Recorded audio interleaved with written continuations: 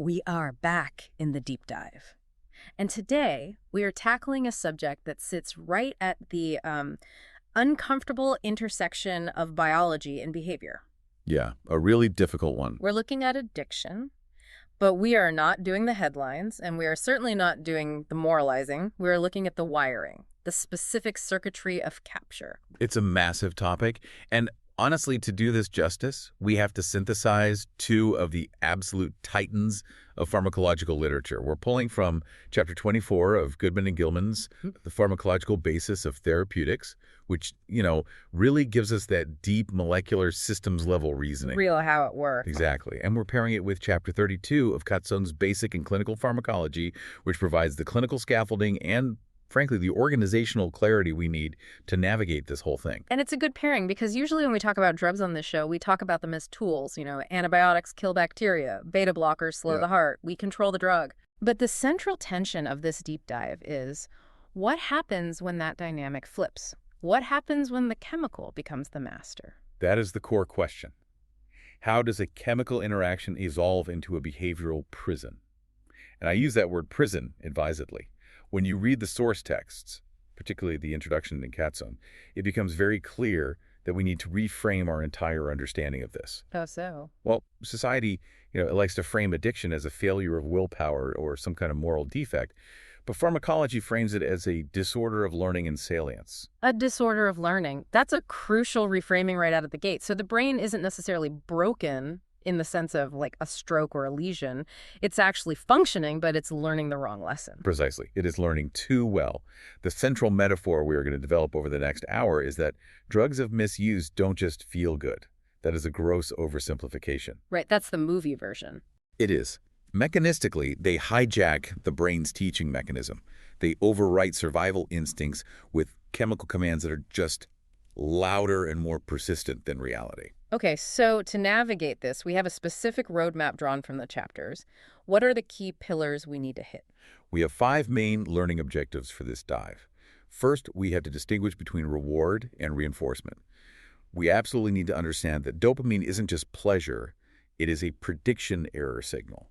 A teaching signal, which completely changes the math on why people continue to use drugs even when they stop enjoying them. Exactly. That's the core of it. Second, we have to look at neuroadaptation, how the brain fights back. This is where we get into the mechanics of tolerance and withdrawal. It's the push-pull. The body trying to find balance again. Always. Third, we're going to categorize the drugs. And we aren't doing this by, uppers and downers or street names. We're doing this by molecular target, GPCRs, ion channels, and transporters. The mechanics of the heist, how they actually pick the lock. Right. It's the pharmacology. Fourth, we look at what the texts call the switch. How does voluntary use transition to compulsion? This involves synaptic plasticity and, believe it or not, a physical migration of control in the brain. Wow, okay. And finally, number 5 is clinical realism. Why is abstinence so fragile, and how do we use pharmacotherapy to stabilize these circuits? It's not about curing desire. It's about managing the biology. That feels like a much more realistic and, frankly, humane approach. Okay, let's get into the definitions first, because addiction is such a loaded word. It really is. You hear dependence, abuse, substance use disorder. The texts, especially Goodman and Gilman, are very specific about avoiding what they call the terminology trap. They are, and for good reason. Confusion here leads to bad medicine. It leads to stigma.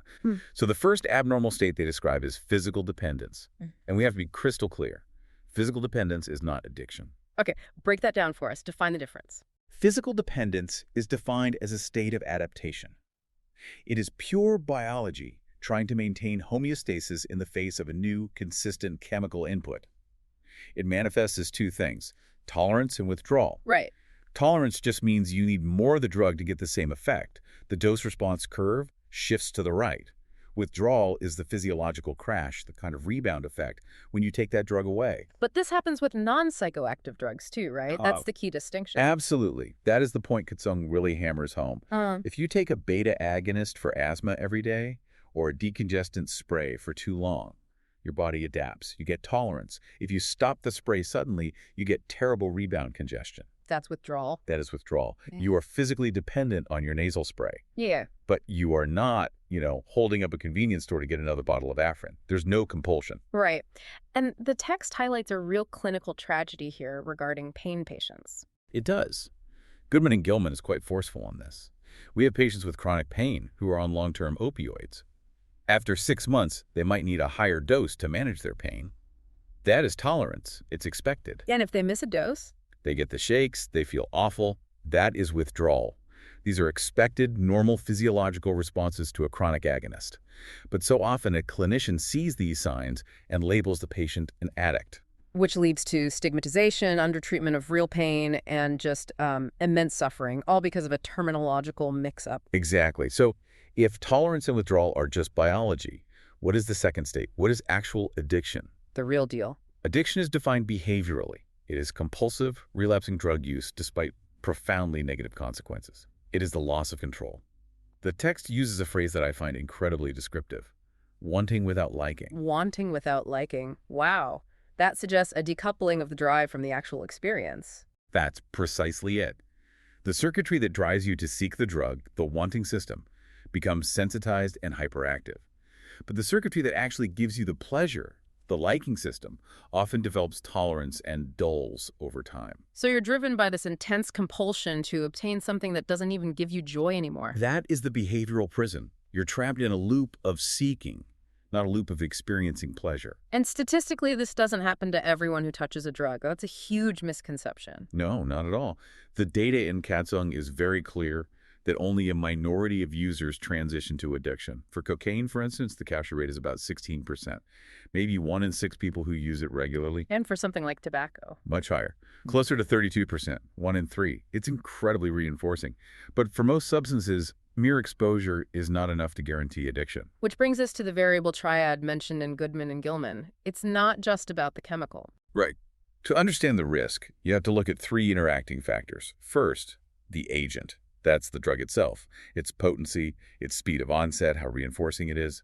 Intravenous heroin is a different agent than oral codeine. Sure. Second, the host. That's the user, their genetics, their metabolism, their pre-existing psychiatric state, their history of trauma. Some people are just biologically more vulnerable. And third, you can't ignore the environment. Never. The environment is the third leg of the stool. Social setting, peer influence, availability, poverty, stress.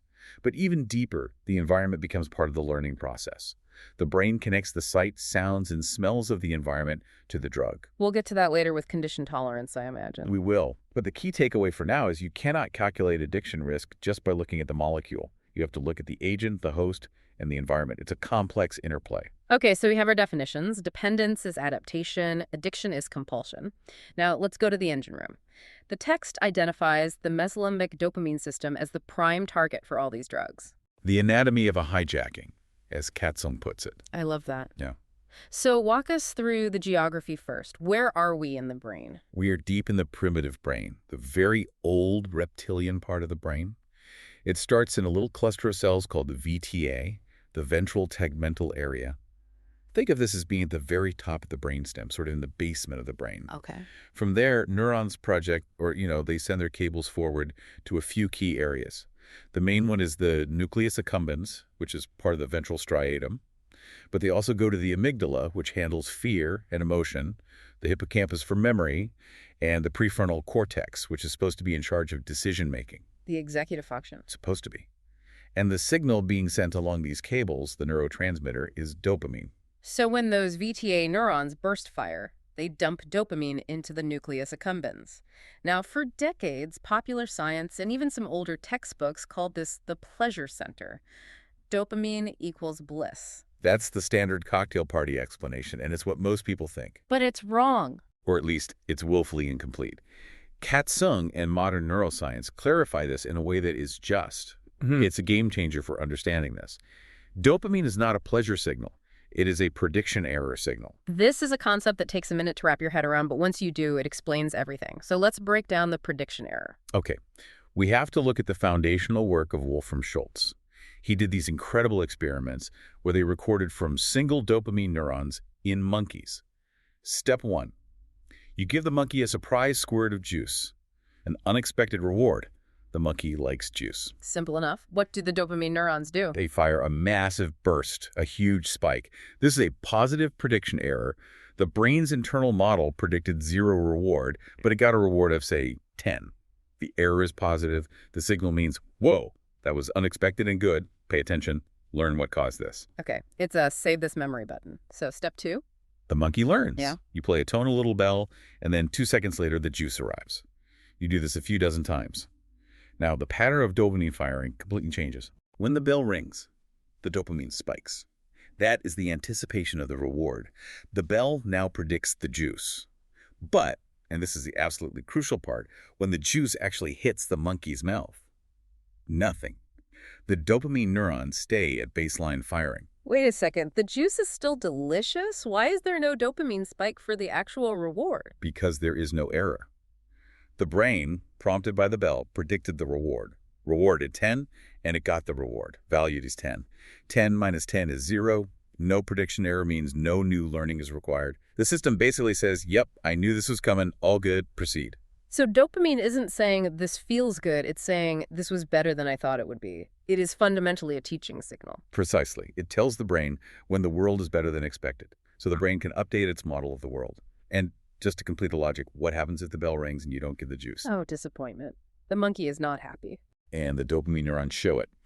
The firing rate drops below baseline. It literally pauses. That is a negative prediction error. It sends a powerful signal to the brain. Hey, something is wrong. The thing you thought would lead to a reward, it didn't work. Update the model. Don't do that again. Okay, so that is the natural, healthy system. It helps us learn where food is, who our friends are. Once we know where the food is, we don't need the dopamine spike to teach us anymore. How do drugs break this elegant system? This is the hijacking. This is the core of it all. Natural rewards, food, sex, social wins, they eventually stop causing a big dopamine spike because they become predicted. You get used to them. This is called accommodation or habituation. But drugs of abuse, they attack the molecular mechanism of dopamine release directly. They bypass all the sensory inputs. So even if I know the cocaine is coming, even if I've done it 1,000 times and I'm sitting there preparing it? It does not matter. The pharmacology, the chemical itself, forces the dopamine dump. The VTA neurons fire as if it is a massive, wonderful surprise every single time. So the equation is broken. The prediction is high, the result is high, but the error signal still screams positive surprise. Exactly. The brain receives a constant false screaming signal that says, this was better than expected. This was better than expected. Learn this. Do it again. It effectively gaslights the brain's own learning centers. It overwrites the synaptic weights that code for food or water or safety, replacing them with drug. That is terrifying. It explains the compulsion.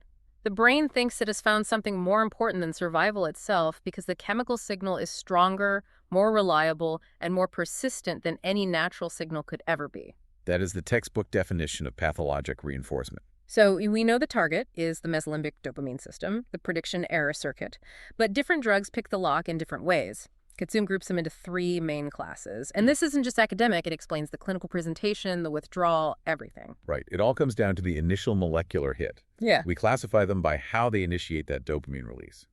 So class 1 is the G protein coupled receptors, or GPCRs. Who are the members of class 1? Who's in this club? This is the opioids, heroin, morphine, fentanyl. It's the cannabinoids, so THC, and it's GHB. Now, generally, opioids are sedating, they're downers. So how on earth do they cause a dopamine spike, which we think of as an upper signal? Through a beautifully simple and devious mechanism called disinhibition. This is a double negative. If you inhibit an inhibitor, you get activation. Okay, walk us through the circuit. Give us the play-by-play. Imagine the VTA dopamine neuron. It's like a racehorse in the starting gate. It wants to fire. But sitting right next to it, acting as a gatekeeper, is a little GABA interneuron. GABA is the brain's main inhibitory neurotransmitter. It's the universal stop signal. So this interneuron is like a brake pedal, constantly releasing GABA onto the dopamine neuron to keep it in check. The default state is brakes on. Yes, exactly. The dopamine system is under tight inhibitory control. Now, class 1, drugs, opioids, and cannabinoids, they don't bind to the dopamine neuron at all. They ignore it. They bind to receptors on the GABA interneuron. Ah, so they target the gatekeeper. They target the gatekeeper. Specifically, opioids bind to the mu opioid receptor, or MOR, which is expressed all over that GABA neuron. And what happens when the mu receptor is activated by something like morphine? Two things happen at a molecular level. First, presynaptically, it blocks voltage-gated calcium channels. A neuron needs calcium to come in to release its neurotransmitter, so no calcium, no GABA release. Okay, it stops the signal from being sent. And second, postsynaptically, it opens G-protein-coupled inwardly rectifying potassium channels, or GIRs. Potassium flows out of the cell, making the inside incredibly negative.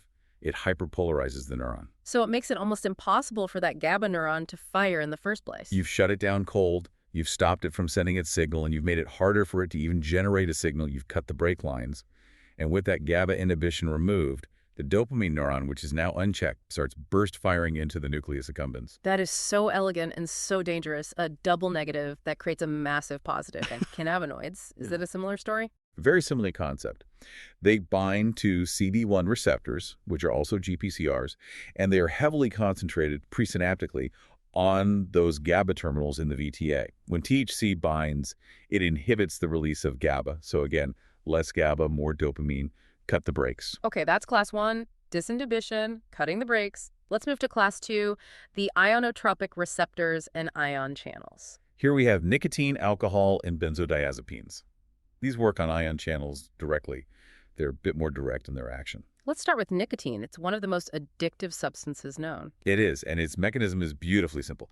Nicotine is fascinating because it mimics the brain's own acetylcholine. It binds directly to nicotinic acetylcholine receptors, or SCRs, which are located right on the dopamine neuron cell body in the VPA. So this isn't cutting the brakes, this is stepping on the gas pedal. Direct stimulation. It's an excitatory ion channel.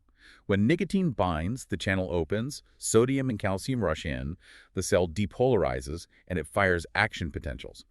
It also modulates glutamate release onto those neurons to sustain that firing, but the primary action is direct, powerful excitation. Okay, so nicotine is an accelerator. What about benzodiazepines? Things like Valium, Xanax, these are sedatives. They boost GABA.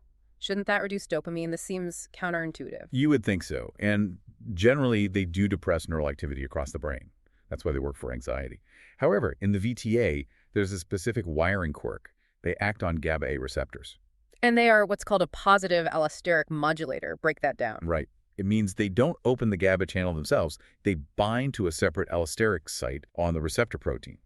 This changes the receptor shape so that when the brain's natural GABA binds, the channel opens more frequently and stays open longer. It amplifies the natural inhibitory signal. So it's like a turbocharger for GABA. A perfect analogy. And in the VTA, it seems they preferentially enhance GABA's effect on the inner neurons that inhibit other inner neurons, leading to a net disinhibition of dopamine. It's a more complex, less direct disinhibition than with opioids, which is probably why their abuse liability is generally lower than, say, heroin, but it's still there. And then there is the messiest one of all, alcohol. The dirty drug. That's what pharmacologists call it. It's promiscuous because it binds to everything. It doesn't have one clean target. It enhances GABA receptor function like benzos. It blocks NMDA glutamate receptors, which is an excitatory system, causing memory blackouts and motor impairment. It opens KIR3 potassium channels. It's a pharmacological shotgun blast to the brain. It is. But critically, for addiction, it triggers dopamine release through a complex mix of disinhibition via that GABA action and other direct effects on the VTA. It manages to recruit the reward system while simultaneously depressing the prefrontal cortex, the part of your brain that should be saying, this is a bad idea. A dangerous combination. The most dangerous. Okay, that brings us to class 3. This is the heavy artillery, the transporters of biogenic amines, cocaine and amphetamines. These drugs work by interfering with the cleanup crew. Normally, after dopamine is released into the synapse to pass a message, it has to be removed quickly.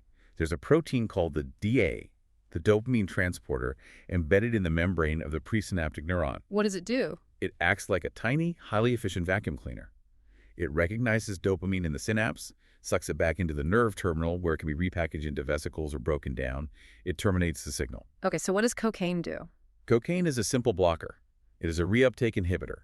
It binds directly to the DAT and it just plugs the vacuum. That's it. The dopamine that's been released can't get back in, so it just pools in the synapse, building up to massive concentrations, hitting the postsynaptic receptors again and again and again. So it's not creating any new dopamine, it's just preventing the old dopamine from leaving the party. Exactly. It extends the life and amplifies the effect of dopamine that was already released. Mm. But amphetamine is a completely different beast. It is a reverser. It is so much more insidious. This mechanism always blows my mind. Walk us through the Trojan horse aspect of it. Okay, so amphetamine looks chemically very similar to dopamine. The transporter, the vacuum cleaner, sees it and gets fooled. It thinks, oh, that's dopamine, come on in. It actually transports amphetamine into the neuron. The intruder is inside the house. The intruder is inside. Once inside the cytoplasm, amphetamine goes to the synaptic vesicles, those little protein bubbles, the vaults where dopamine is stored safely before release. These vaults are guarded by another transporter called VMAT, the vesicular midoamine transporter. And VMAT's job is to use energy to pack dopamine tightly inside the vesicle. Right. And it does this using a proton gradient. The inside of the vesicle is very acidic. It's full of protons. Amphetamine is a weak base. It gets into the vesicle and starts soaking up those protons, neutralizing the acidity. It destroys the pH gradient. The force field that holds the dopamine in goes down. The force field goes down. Without the proton gradient, VMAT can't hold the dopamine in. The dopamine spills out of the vesicles and floods the cytoplasm of the neuron. So now the concentration of dopamine inside the cell is skyrocketing. It's flooding the cell from the inside out. And this causes the final critical step. It causes the D8, that vacuum cleaner on the cell surface, to reverse its direction of transport. Instead of sucking dopamine in from the synapse, it starts pumping this massive cytoplasmic pool of dopamine out into the synapse. Oh my God, it turns the vacuum into a leaf blower. A leaf blower at hurricane force. This causes a massive non-vesicular release of dopamine. It's completely independent of nerve firing. It just dumps the entire tank into the synapse. This is why amphetamines and methamphetamines are so incredibly potent and, in the long term, so neurotoxic. So we have the brake cutters like opioids, the gas peddlers like nicotine, and the leaf blowers like amphetamines. But the brain is a homeostatic organ. It hates imbalance. If you scream at it with this much dopamine, it has to try to turn down the volume. And this brings us to section 4. The body fights back. Neuroadaptation, the brain's desperate attempt to restore normalcy. Let's talk about tolerance, the first line of defense. Tolerance is simply defined as a rightward shift in the dose-response curve. You need more drug to achieve the same effect. Goodman and Gilman breaks this down into several subtypes that are really critical to understand clinically. Give us the breakdown. What's the first type? First and simplest is pharmacokinetic tolerance. This is your body just getting better at metabolizing and eliminating the drug. Your liver is the primary site for this. For example, chronic use of barbiturates, or alcohol, induces the liver to produce more CYP450 enzymes. So the liver becomes a hyper-efficient incinerator for that drug? Exactly. You take the drug, and the liver chews it up and spits it out before it even has a chance to reach the brain in high concentrations. You need a bigger dose just to get past the liver. Okay, that makes sense. Then there is pharmacodynamic tolerance. This is the brain itself changing the locks. Right. This is cellular adaptation at the target site. If you're flooding the system with a powerful agonist day after day, the postsynaptic cell tries to protect itself from overstimulation. It physically pulls the receptors off the surface and internalizes them. It's called downregulation. Fewer targets for the drug to hit. Fewer targets. Or it can uncouple the G proteins from the receptor, so even if the drug binds, the receptor stops talking to the internal machinery of the cell. It's like cutting the wire between the doorbell and the chime. But there was a specific, really nuanced point in our notes about morphine, the morphine paradox. This is a perfect example of why the molecular details matter so much. Yes, this is a fascinating bit of molecular pharmacology that Goodman and Gilman really dives into. Normally, when a potent opioid agonist like fentanyl or one of the brain's own endorphins hits the U receptor, it does two things. It activates the G protein to cause the effect, but it also recruits a different protein called beta-arrestin. Beta-arrestin. Sounds like law enforcement for receptors. It acts like a bouncer. Beta-arrestin binds to the activated receptor, stops its signaling, that's called desensitization, and then it physically grabs the receptor and drags it into the cell to be recycled. It's the off switch. Okay, so that's the normal, healthy regulation for most opioids. Yes, but morphine is chemically privileged. For structural reasons we don't need to get into, it's a poor recruiter of beta-arrestin.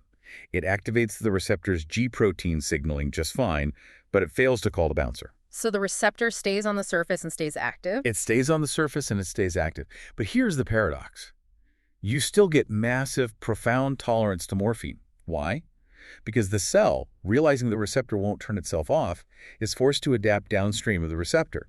It drastically upregulates the entire adenyl cyclase and CAMP pathway, the very machinery the opioid is trying to inhibit. Whoa, so the cell builds a massive counterforce inside itself. It's fighting back. Exactly. The receptor on the outside is yelling, slow down, and the internal engine is screaming, speed up, to compensate and maintain a normal level of activity. This mismatch, this constant receptor occupancy without desensitization, creates a tightly wound loaded spring. And when you suddenly remove the morphine, The slowdown signal from the drug vanishes, but the supercharged speed-up machinery is still running at maximum capacity. and that is withdrawal. It is the counterforce left unopposed. In opioids, the drug causes constipation, sedation, and pupil constriction. The unopposed counterforce causes explosive diarrhea, profound insomnia and anxiety, and wide-open pupil dilation. It is the mirror image of the drug's effects, unleashed. That's an incredible explanation, and it brings us to the more psychological forms of tolerance, specifically conditioned tolerance that you mentioned earlier, the Pavlovian component. This is absolutely vital for understanding relapse and overdose. The brain doesn't just adapt to the drug, it adapts to the prediction of the drug. It learns to associate environmental cues, the room, the needle, the smell of the spoon cooking, the friends you use with the impending arrival of the drug. And when those cues are present, The brain initiates a preemptive homeostatic response. It starts cranking up that anti-drug machinery before you even inject. It's like an army mobilizing because its scouts have spotted the enemy approaching. it braces for impact. It braces for impact. That bracing is a huge part of what we experience as tolerance. You need a high dose just to overcome the brain's own preemptive defense. Now, here's the tragic part. Imagine a heroin user who always uses in their dingy apartment. Their body is conditioned to that environment. One day, they score and decide to use in a nice, clean hotel room, a totally new environment. No cues, no scouts, no preemptive defense. The brain is caught completely off guard. That usual dose, the dose their body was prepared for in the apartment, now hits a completely unprotected system, and it becomes a lethal overdose. This mechanism explains why so many overdoses happen when users change their routine, even if they're convinced they didn't change their dose. That is a profound realization. It means tolerance isn't just in the liver or the synapse, it's literally in the memory of a place. Which leads us perfectly to Section 5, the switch. Why do people relapse? If you go through detox and the drug is out of your system and the horrible withdrawal is over, why go back weeks, months, or even years later? We move from impulsive use, which is about the positive reinforcement, to compulsive use. It's a fundamental change in the brain's wiring. It involves a migration of neural control. Initially, drug use and the liking is driven by the nucleus accumbens, which is the ventral striatum. This is goal-directed. I want to feel high. But over time, with chronic use, The center of gravity for the behavior shifts dorsally to the dorsal striatum. This is the part of the brain that governs habit formation and stimulus response motor routines. It's the same part of the brain that lets you drive to work without consciously thinking about the turns, or lets a pianist play a complex piece without thinking of each note. so addiction literally becomes a deeply ingrained, almost unconscious reflex. It becomes a hardwired motor habit. This is driven by synaptic plasticity, specifically a process called long-term potentiation, or LTP. The massive dopamine release facilitates a strengthening of the connections between the neurons that encode the drug memory and the associated cues. The memory of the drug and the cues that predict it are physically burned into the circuit. This brings up the Vietnam study. It's a classic in addiction literature for a reason. It is the ultimate real-world proof of context-dependent addiction. During the Vietnam War, thousands of American soldiers used high-grade heroin regularly. By all definitions, they were physically dependent. They had tolerance and they had withdrawal. A public health crisis waiting to happen back home, you'd think. But when they came home, The relapse rate was shockingly, unbelievably low. Less than 10% in some cohorts, versus a typical relapse rate for civilian heroin addiction of 80–90%. why the staggering difference? The environment, the entire context was removed. The soldiers left the jungle, they left the stress of combat, the sounds of helicopters, the peer group, all the specific cues that their brains had tied to heroin use. The conditioned place preference was completely broken. But for a user in their hometown, every street corner, every old friend, every ring of the phone can be a powerful cue that triggers the habit loop. So the switch is really about the drug memory becoming fused with the environment and with stress. And stress is a huge player. We can't forget stress.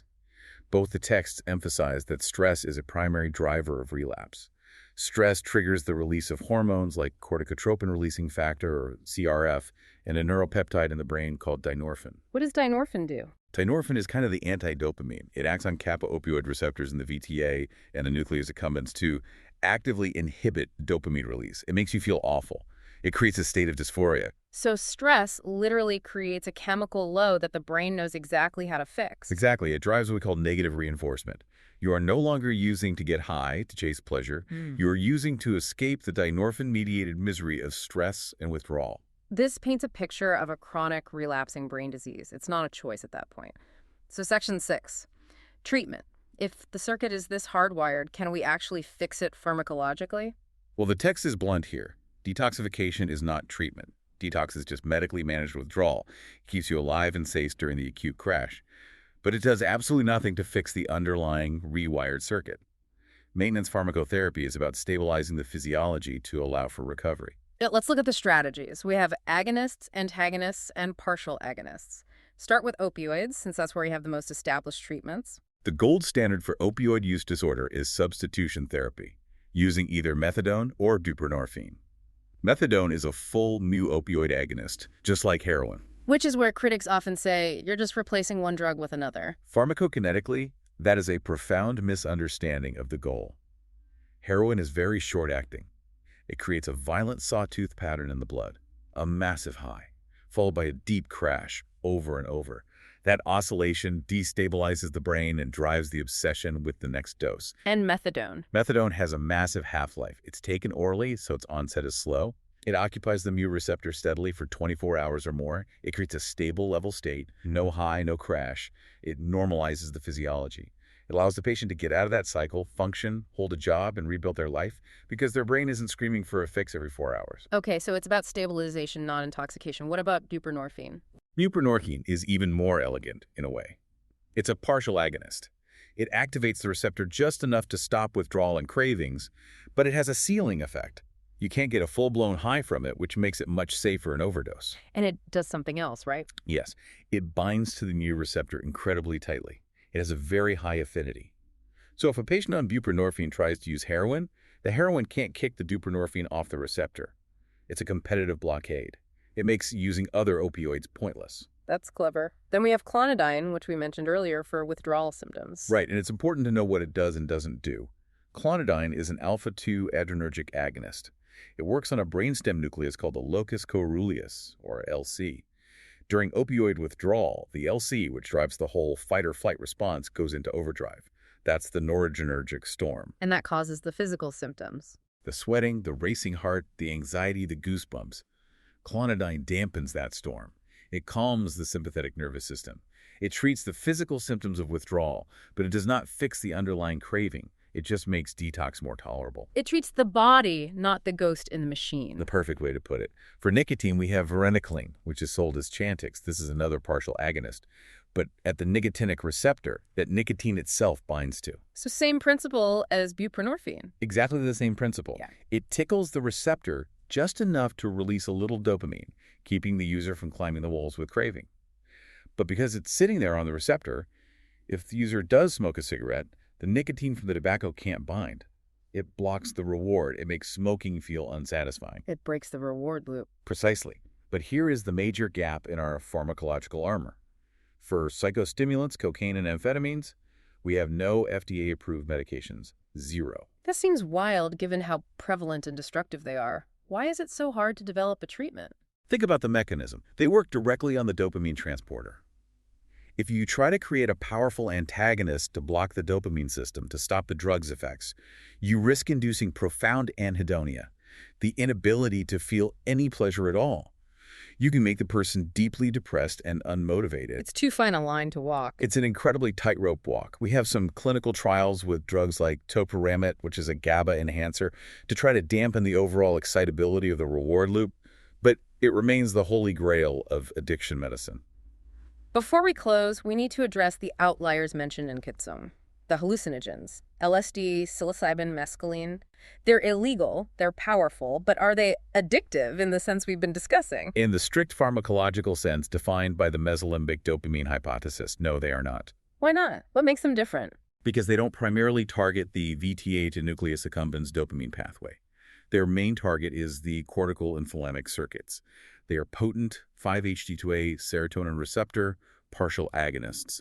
They work on the systems that construct our model of reality, altering perception, consciousness, and sensory processing. So no big reinforcing dopamine spike. Not the kind of direct, powerful prediction error spike we see with cocaine or opioids. And the behavioral data backs this up. Animals in the lab generally will not self-administer LSD. They don't press a lever to get it. There is no physical withdrawal syndrome. That doesn't mean they're risk-free. Of course, you can have a bad trip or psychological instability, but they don't produce the compulsive capture we are discussing today. And what about the dissociatives, PCP and ketamine? Those are a little different. They are NMDA glutamate receptor antagonists. They block the brain's main excitatory system. They can increase dopamine firing in the VTA indirectly, and they do have abuse potential and reinforcing properties. But again, the primary mechanism of action is distinct from the classic prediction error hijackers. We have covered a tremendous amount of ground. We've gone from the definition of dependence versus addiction, the beautiful math of the dopamine prediction error, the 3 molecular classes of drugs, the morphine paradox, the switch to habit, and the pharmacology of treatment. It is a dense landscape. But if we synthesize this all down, the single biggest takeaway is clear. Addiction is a biological collision. A collision between what and what? It's a collision between an ancient survival system, the dopamine learning circuit, designed over millions of years to teach us to seek food and safety, and modern chemistry that can activate that system more powerfully and reliably than anything in nature. The protection mechanism, tolerance, and the teaching mechanism, prediction error, paradoxically conspire to trap the user. So the brain is doing exactly what it evolved to do. It's just doing it in response to a stimulus it was never, ever designed to handle. Precisely. We are hacking our own hardware, and the hardware is fighting back in ways that unfortunately just dig the hole deeper. I want to leave the listener with a final thought on that prediction error concept. We talked about how drugs provide a surprise signal that never fades, even when the drug is fully expected. Right. The false signal. Well, think about the modern world. Think about your smartphone. Think about social media. The pull to refresh mechanic on a news feed. You don't know what you're going to get. Maybe a like, maybe a viral video, maybe an angry comment, maybe nothing. It is a variable reward schedule. Which is the most potent way to drive dopamine release and maintain a behavior. If you know the reward is coming, for sure, dopamine firing drops. If you don't know, the anticipation keeps the dopamine firing. The tech industry has effectively weaponized the prediction error signal to capture your attention. So we are inducing these same behavioral loops, targeting the same VTA to nucleus accumbens circuit without a chemical agent. The circuit doesn't know the difference between a chemical and a clever algorithm. Something to think about the next time you find yourself mindlessly reaching for your phone. This deep dive was a map, but the real territory is in the texts. I highly, highly encourage you to open Goodman and Gilman chapter 24, especially for the molecular diagrams of tolerance, and Katsung chapter 32 for the clinical protocols and the circuit diagrams. Absolutely. The podcast builds the framework. Reading the sources builds the expertise. Thanks for diving deep with us. We'll see you on the next one. Stay curious.